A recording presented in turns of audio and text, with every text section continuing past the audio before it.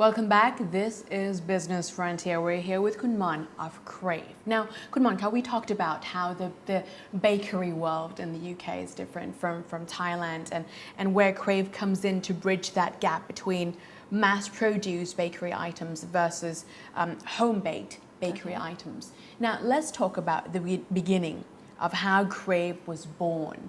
Now, I understand that it's a labor of love for you. It's something that has not gone commercial scale yet. Now, where did it all begin? It began when I came back to Thailand 2 years ago. I've got this personal love of cupcake. I've fallen in love with the hummingbird in the UK, and I've tried out different places in Thailand. There was none that actually meet your expectations.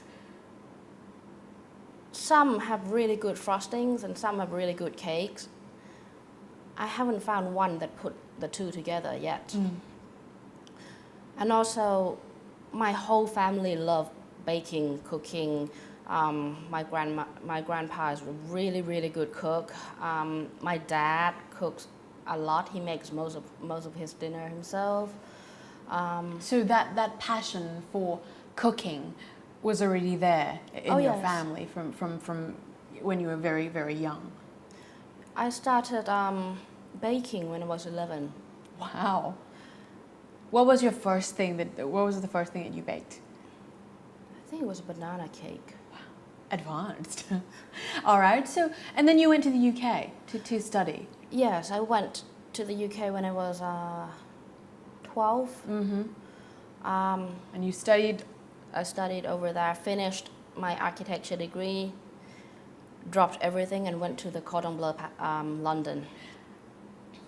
That period, that change, what were you thinking?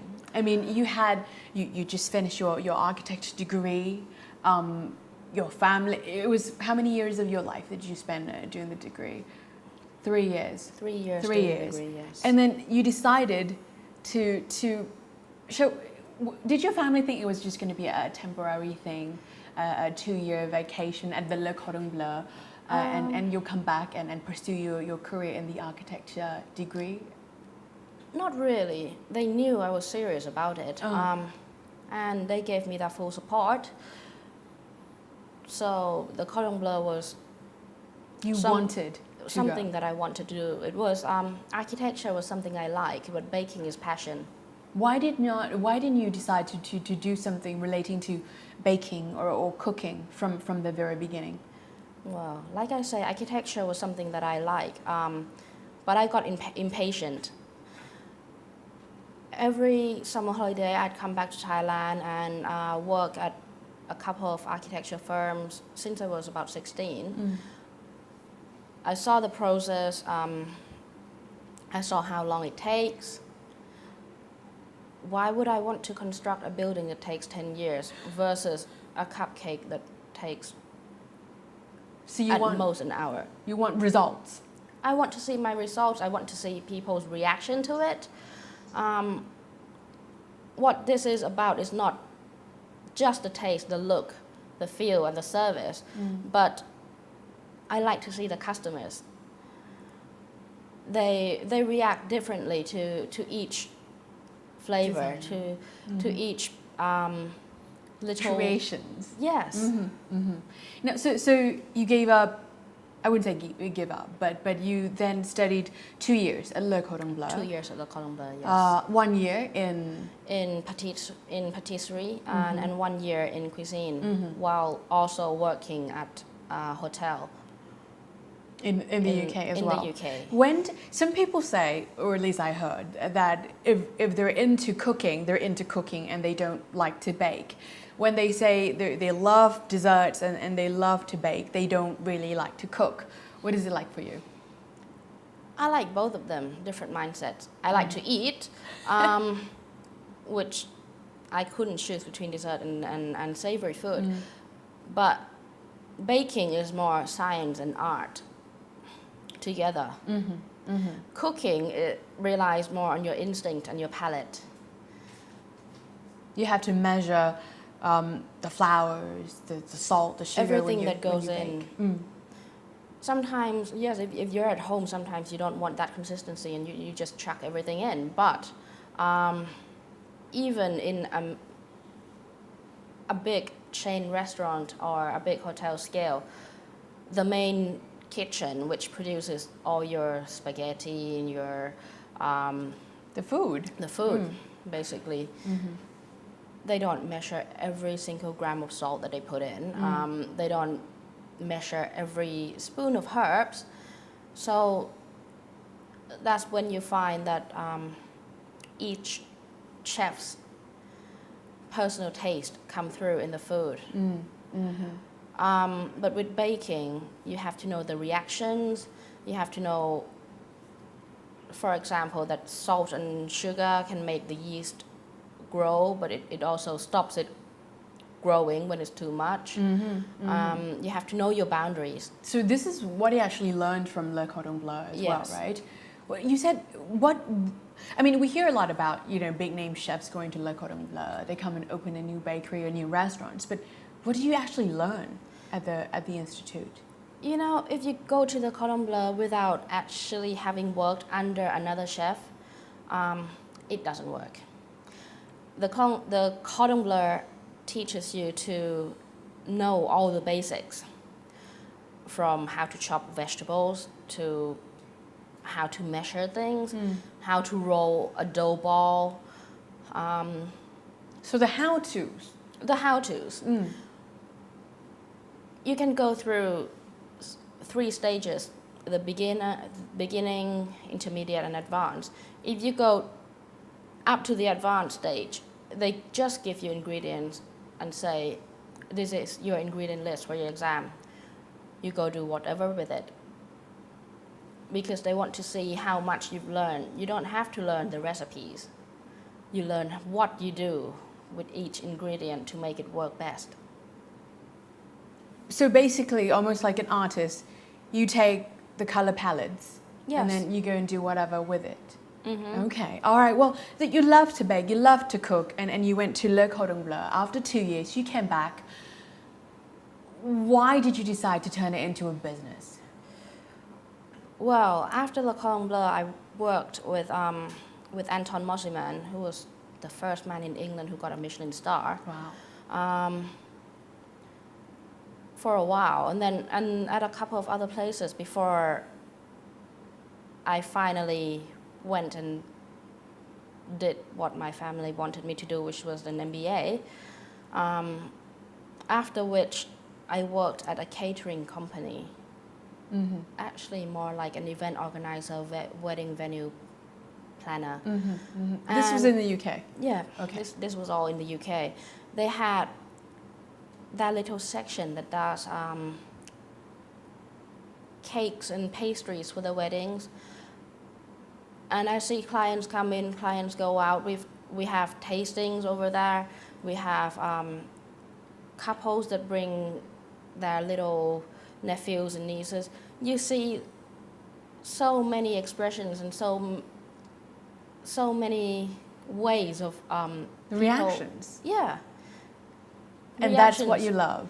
That's what I love about it. I like it when people enjoy my food, and I didn't like a desk job. But you came back I came and back. work at your family's business. I came back, yes, and worked with the family.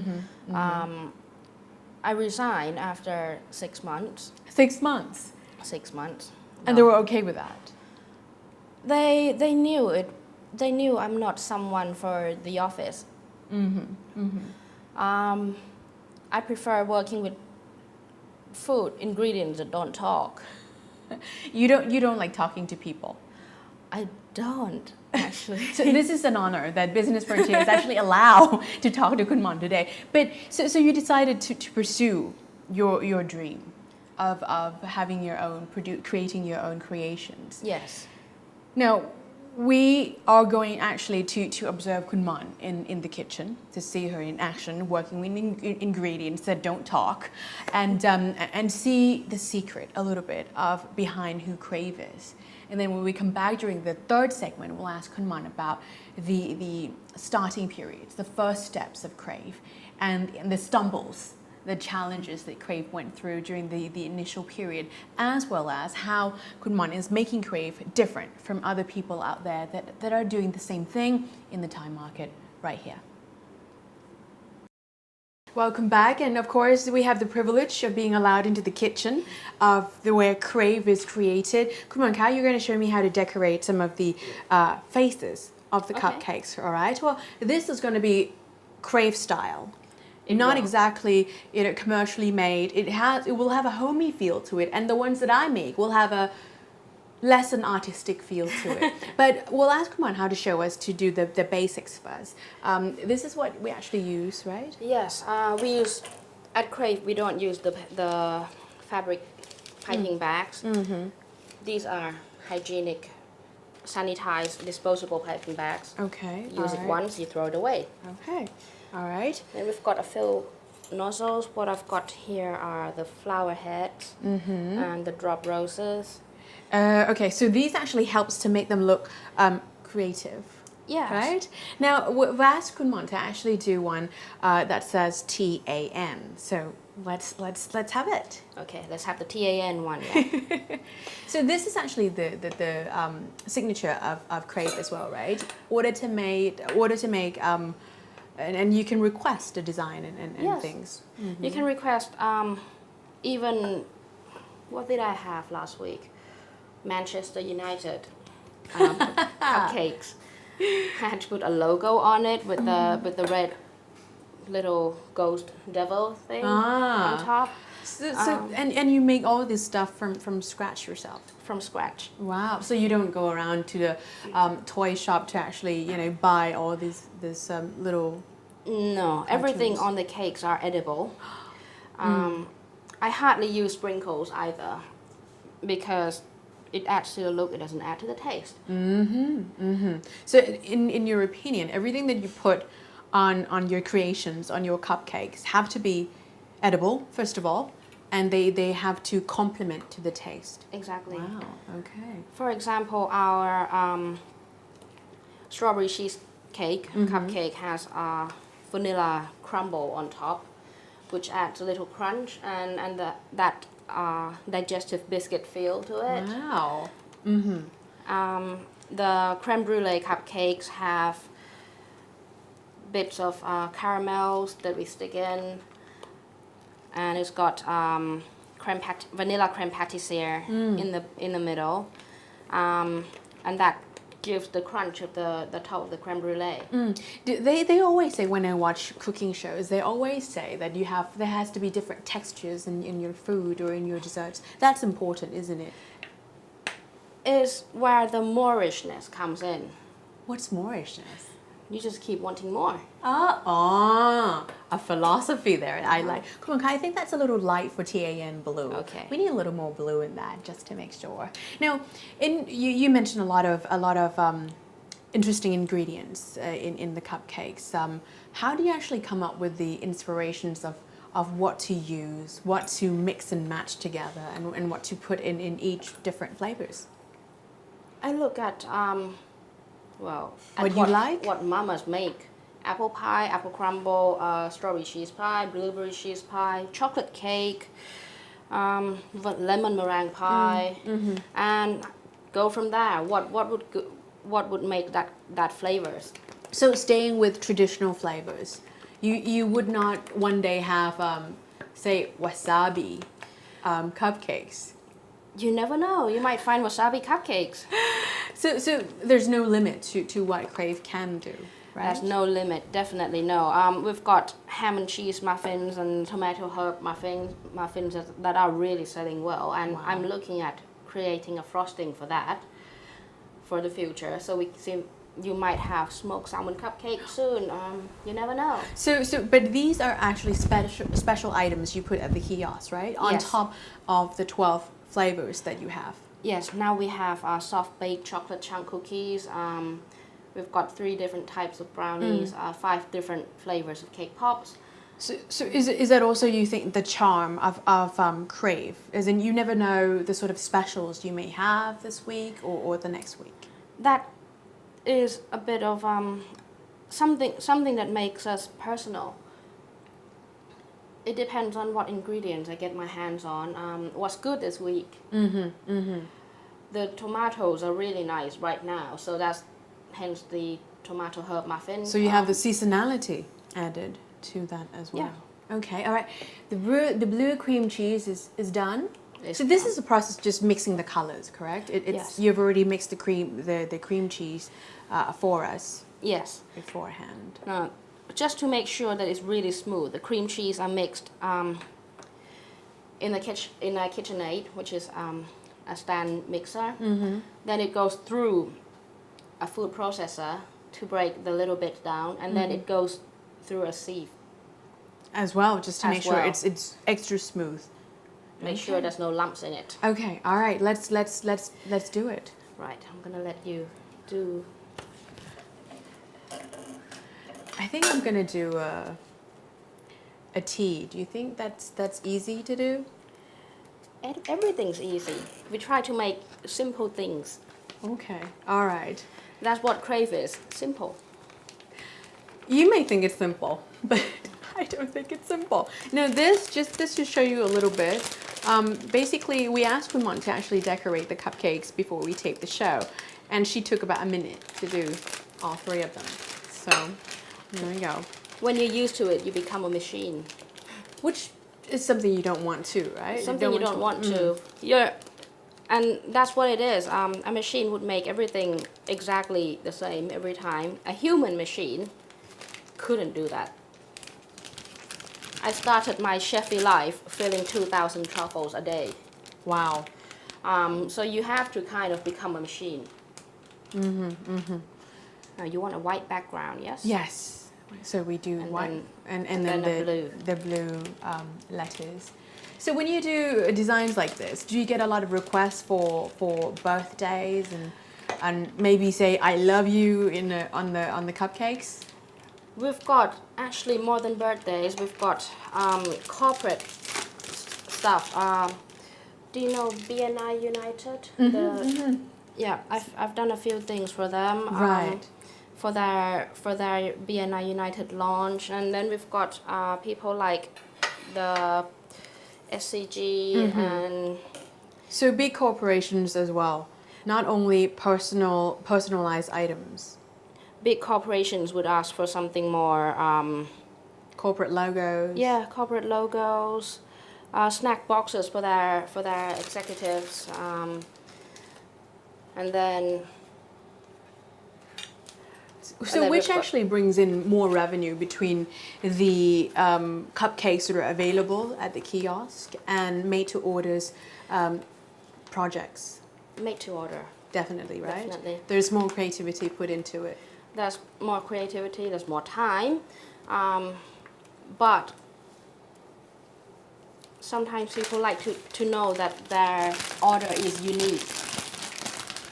You don't want, for example, at your wedding to have the same wedding cake as 2,000 other people at that moment in the country.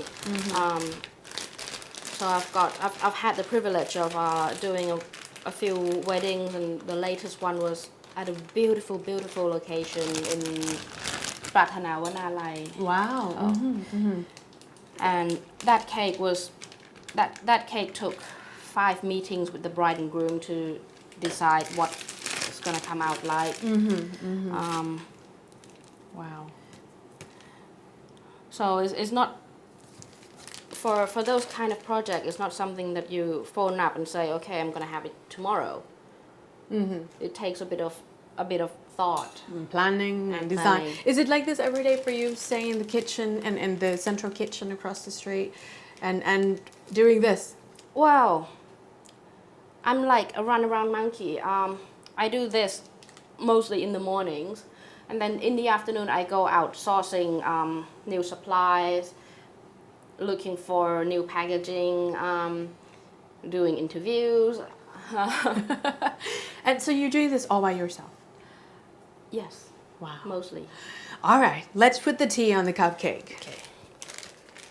Okay, show me first. I think I'll probably do an A later on. Here you go.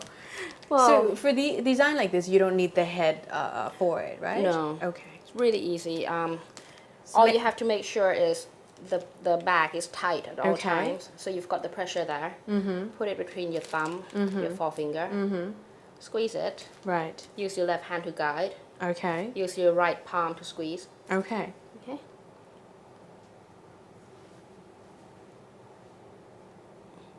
It's a matter of learning how much to squeeze. Yeah. Right. And the thickness depends on how many times you put it on. What's the most difficult design that you've ever done? The most difficult design was Emilio Pucci. The girl. I'm gonna try to do the background, okay? Okay. Okay. The lady likes, and that was actually in England before I came back, because I taught at a few cafes before coming back as well.